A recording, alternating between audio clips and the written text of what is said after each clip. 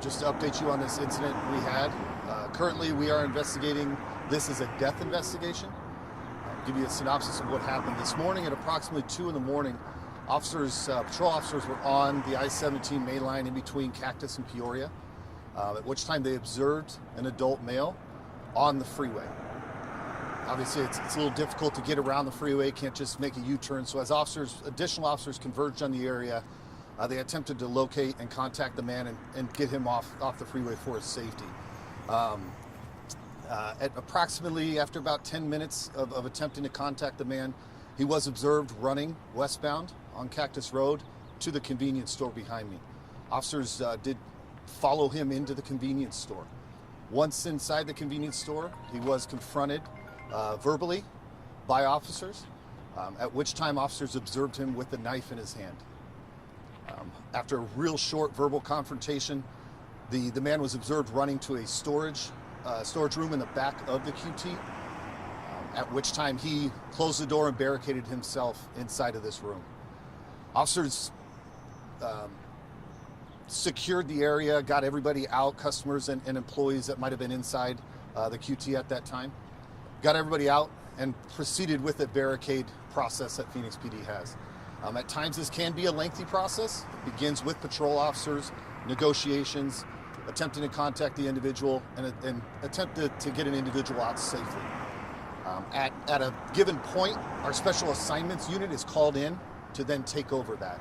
This did happen in this case. One additional element that did occur during this incident is while officers were conducting the original phase of the barricade, a fire was started, presumably from inside the room. As far as the origin and nature of how that began, that's going to be part of the investigation. But a fire was started from inside the storage room. This engaged the fire suppression equipment that's inside the QT, and water became part of the equation, if you will, inside of the business. Our special assignments unit again arrived on scene, took over negotiations, and prepared a breach plan. This breach plan was put into effect at approximately a little bit before 5:30 this morning.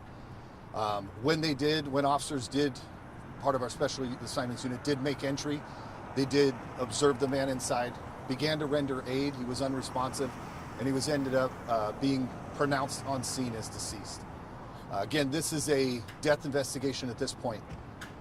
As far as specifics on the cause of death and manner of death, obviously that's going to be the medical examiner's decision on that. What we're doing behind me is part of that process, obviously. They're going to ascertain some of the things we collect from the scene. As a department, we're going to really fine-tooth comb this scene. It's going to take a long time. Any investigation that results in a death like this, obviously, we're going to take very seriously. And obviously, our engagement in it is another factor. So it's going to be a pretty long time. There are many factors that took place while officers were present here that we're going to investigate fully.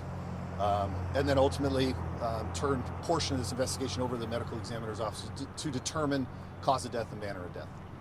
If you have any questions, again, I'll just say this is very preliminary. This is what I have. I can try to answer what we have, or what I can. Do we know if he was walking in the northbound or the southbound lanes of the 17? So he was observed in both northbound and southbound lanes. The original officer that observed him was traveling southbound.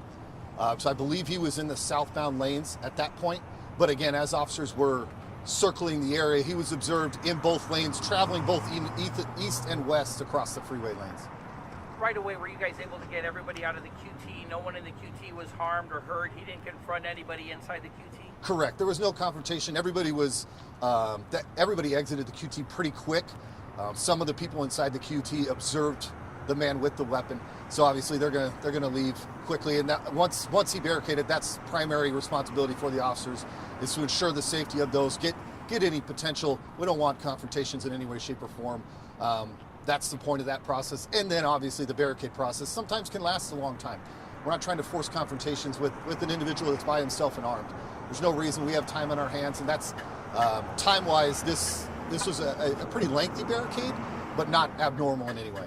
And just to confirm, once your SAU unit went in, once they went in, that's where they found him unresponsive in that storage room? Correct. He was found inside the storage room unresponsive, pulled out of the storage room.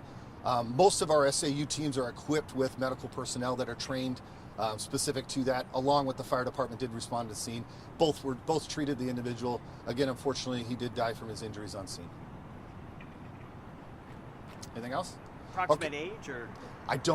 Literally any demographics we don't have right now. The second I get that, I will push out a media advisory with that update. I think that's probably the only thing I'll be able to update at this point. Okay. But once we get that, we'll be able to. Does he have a was this someone who was known to you? Does he have a record? Or was there Truly, right now, he is not identified. Okay. If I did have identifications, obviously we know the process of waiting on that. He's not identified right now. That'll be one of the first things our investigators do behind me. Is once that's approved, we'll go ahead and attempt to identify the individual and then go through that process that we need to do as part of the death investigation. Timeline from on the freeway, what time did that first initial contact, or when they saw him, what time was that until, and I know you guys went in right around 5:30, and then the second one is, how much water in the QT? Is there a lot of damage in there? Obviously, I'll answer the second one. Obviously, the fire suppression devices, the sprinklers, their water's going to cause damage. I don't believe, I haven't been inside specifically, but I don't believe it was centralized to only the area of the fire. A lot of times those are going to encompass the whole business. I imagine the damage is fairly severe. Timelines, we did first, the first officer to observe the man on the freeway was just after 2 this morning.